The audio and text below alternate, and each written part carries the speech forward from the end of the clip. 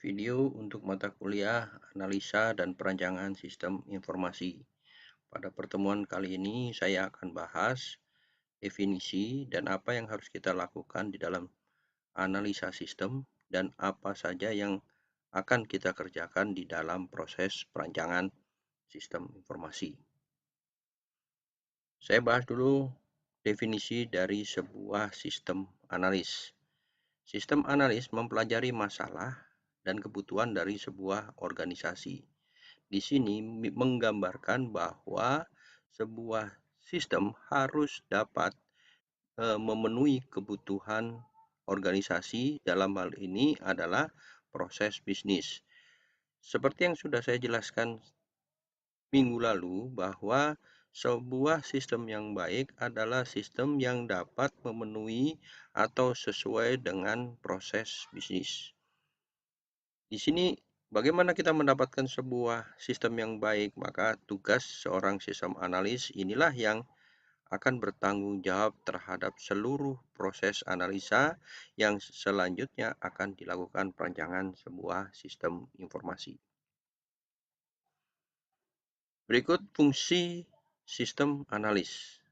Yang pertama adalah mengidentifikasikan masalah, kemudian menyatakan sebuah spesifikasi yang spesifikasi sebuah sasaran, kemudian memilih alternatif untuk pemecahan masalah. Yang terakhir adalah merencanakan penerapan sebuah sistem. Ini adalah fungsi dari sistem analis. Kalau kita ingin menjadi sebuah sistem analis, seorang sistem analis, ada beberapa skill yang harus kita miliki. Yang pertama adalah keahlian analisa. Di sini kita membahas masalah internal objek yang akan kita analisa.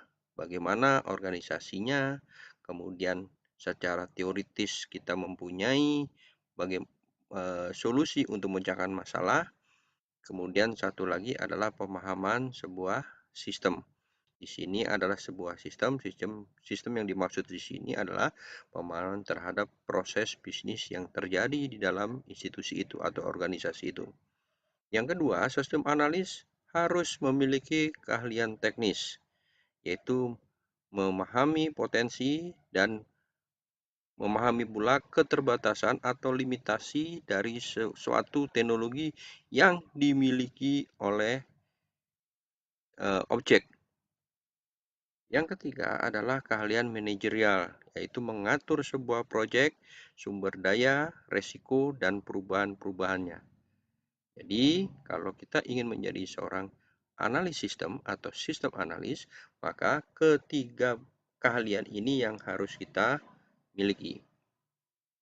Kenapa? Karena kita memiliki tanggung jawab terhadap pekerjaan kita. Yang pertama adalah mengambil data yang efektif dari sumber bisnis. Kemudian mengetahui aliran data menuju ke komputer. Artinya data yang tersimpan. Yang ketiga adalah pemrosesan dan penyimpanan data di dalam komputer. Yang terakhir, tanggung jawab seorang sistem analis adalah aliran informasi yang berguna ke proses bisnis. Ini adalah tanggung jawab dari seorang sistem analis yang akhirnya harus didompleng, harus dikuatkan terhadap tugas-tugas yang tadi sebelum ini saya bahas. Materi yang kedua yaitu masalah perancangan sistem. Jadi kalau tadi saya sudah bahas di depan, setelah kita menganalisa, kita dapat hasil analisanya, baru kita bisa merancang sebuah sistem. Karena kebutuhan fungsional, persiapan untuk rancang bangun, penggambaran, perencanaan, pembuatan sketsa, yang terintegrasi antar satu bagian ke bagian yang lain, itu adalah harus bisa kita rancang dengan benar. Kita dapatkan dari mana? Dari proses bisnis yang kita analisa sebelumnya. Tujuan perancangan sistem yaitu memenuhi kebutuhan pemakai sistem.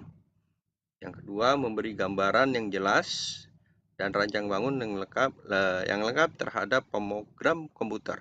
Berarti kelanjutan dari perancangan sistem ini adalah seorang developer komputer yang nantinya akan membuat sebuah sistem.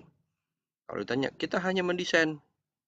Seorang analis sistem, kita hanya melakukan desain terhadap sistem yang harus bisa terinci, harus bisa secara detail, dan dipahami oleh seorang programmer komputer.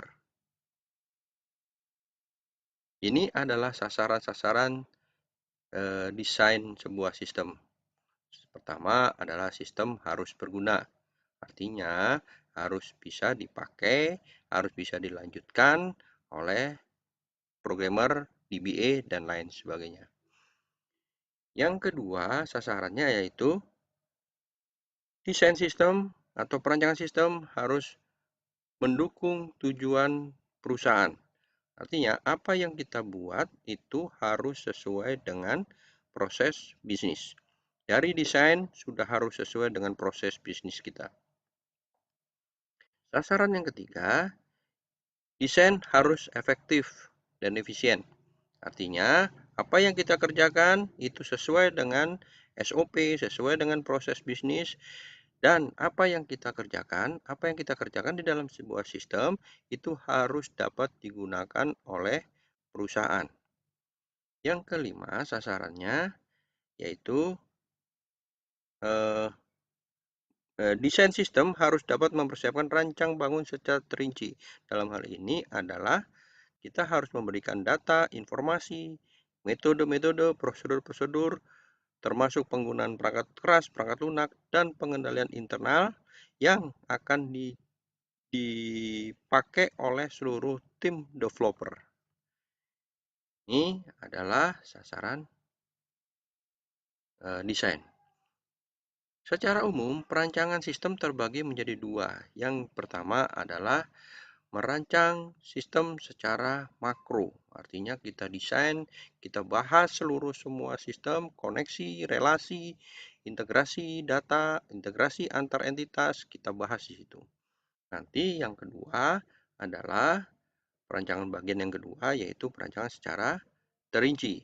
Berarti kita sudah bicara lebih kecil lagi, umpamanya kita bicara yang secara umum kita bicara masalah sales, kemudian logistik, keuangan, SDM, dan lain sebagainya, kita bahas semuanya. Yang kedua adalah terinci. Mungkin kita hanya membahas masalah salesnya saja. Kita membahas masalah logistiknya saja. Berarti apa yang kita kerjakan adalah secara terinci sudah tergambar, baik itu makro ataupun secara terinci. Yang nantinya kita akan menggunakan beberapa model di dalam proses perancangan sistem informasi. Model-model yang kita gunakan di dalam rancangan sebuah sistem informasi ada beberapa yang akan kita bahas. Di dalam mata kuliah ini juga akan kita bahas. Yang pertama adalah model physical system. Nanti kita akan gambarkan dengan menggunakan flowchart. Minggu depan kita akan bahas. Itu menggambarkan sketsa yang menunjukkan kepada user bagaimana secara fisik sistem itu dapat diterapkan, dapat berjalan, termasuk urutan-urutan dari sebuah sistem. Nanti minggu depan kita akan bahas masalah flowchart. Yang kedua, perancangan model yang kedua adalah kita sudah bicara masalah fungsi-fungsi sistem secara logical. Fungsi-fungsi secara logical nanti saya akan bagi dua, yaitu yang pertama yang sebelum UTS saya mau bahas masalah bagaimana kita menggambar dengan menggunakan DAD atau dikenal dengan DFD. Ya, DAD data arus diagram, kalau di Inggris kan data flow diagram.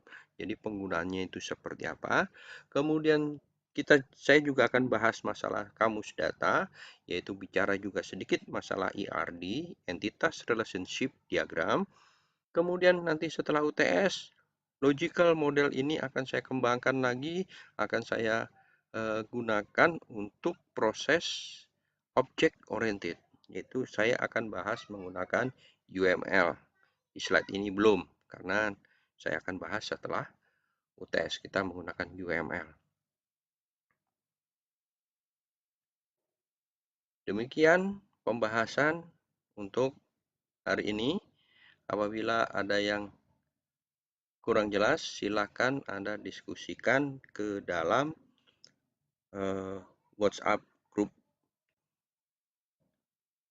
Selanjutnya, silakan kerjakan tugas yang saya berikan di dalam Google Classroom.